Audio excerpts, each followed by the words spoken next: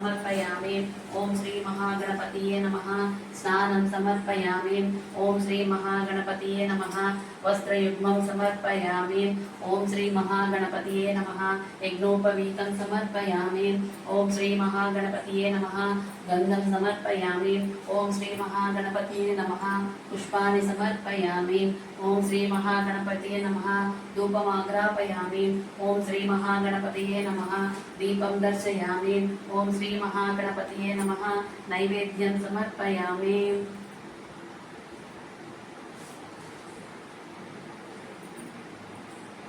सत्यं तेन परिशिंचामि। अमृतमस्तु अमृतोपस्तनमसि। ओम प्राणात्मने नमः। अपानात्मने नमः। व्यानात्मने नमः। उदानात्मने नमः। समानात्मने नमः।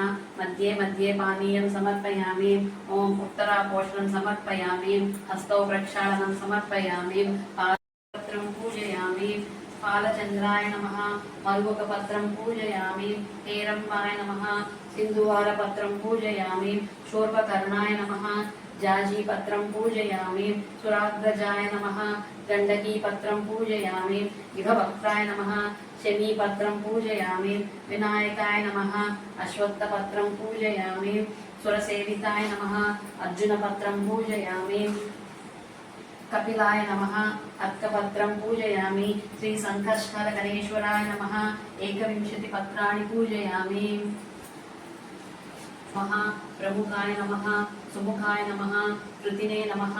सुप्रदीपाय नमः। सुतनिधये नमः। सुराध्यक्षाय नमः। सुरारिघ्नाय नमः। महागणपतिये नमः।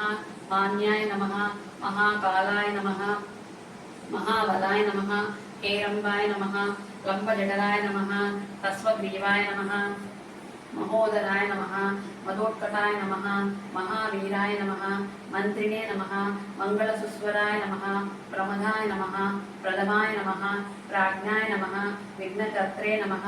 विघ्नहन्त्रे नमः। विश्वनेत्रे नमः। विराट्पतये नमः। श्रीपतये नमः।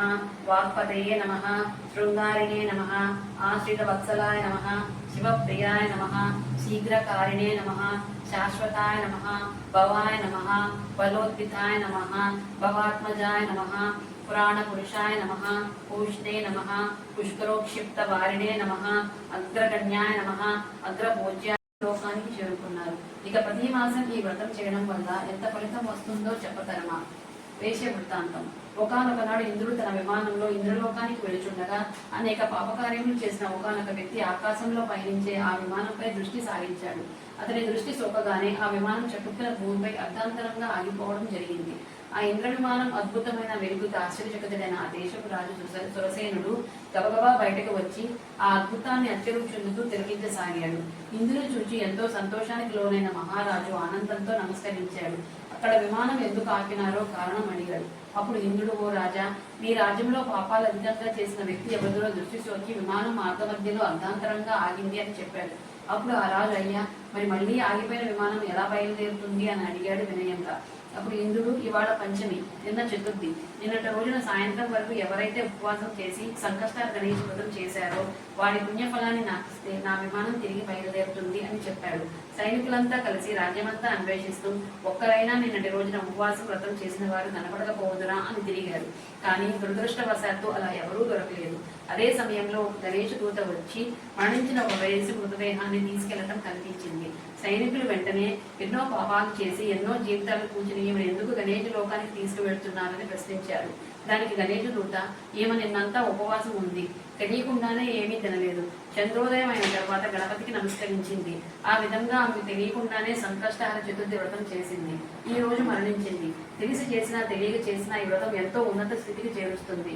ఎవరైనా తమ జీవిత కాలంలో ఒక్కసారైనా వ్రతం చేస్తే వారు గణేష లోకానికి, స్వనంద లోకానికి చేరుకోవటం మరణానంతరం తథ్యం అని చెప్పాడు. అప్పుడు సైనికులు ఆ స్త్రీ పుణ్యఫలాన్ని తనకివ్వమని గణేష్ దూతను ఎంతో బ్రతిమలాడారు. అలా చేస్తే విమానం తిరిగి బయలుదేరుతుందని చెప్పారు. ఆమె పుణ్యఫలం వారికి ఇవ్వడానికి గణేష్ దూత అంగీకరించనే లేదు.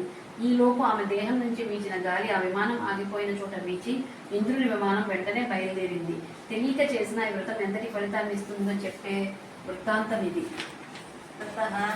నారద ఉవాచ प्रणम्य शिरसा देवं गौरीपुत्रं विनायकं भक्तावासं स्मरे नित्यं आयुः कामार्थसिद्धये प्रथमं वक्रतुण्डं च एकदन्तं द्वितीयकं तृतीयं कृष्णपिङ्गाक्षं गजवक्त्रं चतुर्थकं लम्बोदरं पञ्चमं च षष्ठं विकटमेव च सप्तमं विघ्नराजं च धूम्रवर्णं तदाष्टमं नवमं फालचन्द्रं च दशमं तु विनायकम् एकादशीं गणपतिं द्वादशान्तु गजाननं द्वादशैतानि नामानि त्रिसन्ध्यह्य पठेन्नरं न च विघ्नभयं तस्य सर्वसिद्धिकरं प्रभो विद्यार्थी लभते विद्या धनार्थी लभते धनं पुत्रार्थी लभते पुत्रा मोक्षार्थी लभते गतिं जपेत् गणपतिस्तोत्रं षड्विर्मासे फलं लभेत् संवत्सरेण सिद्धिं च लभते नात्र संशयः अष्टानां ब्राह्मणानां च लिखित्वायात् समर्पयेत् तस्य विद्या भवेत् सर्वा गणेशस्य प्रसादतः।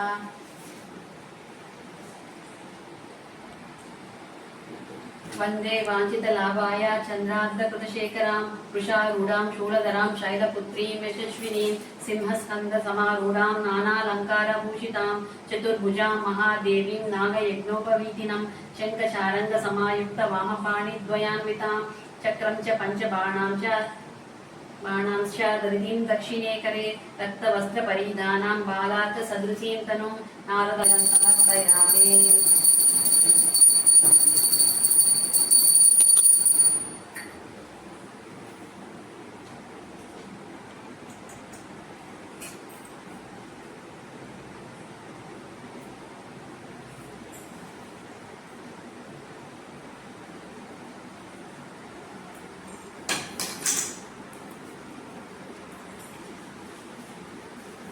ओम गणाधिपाय नमः।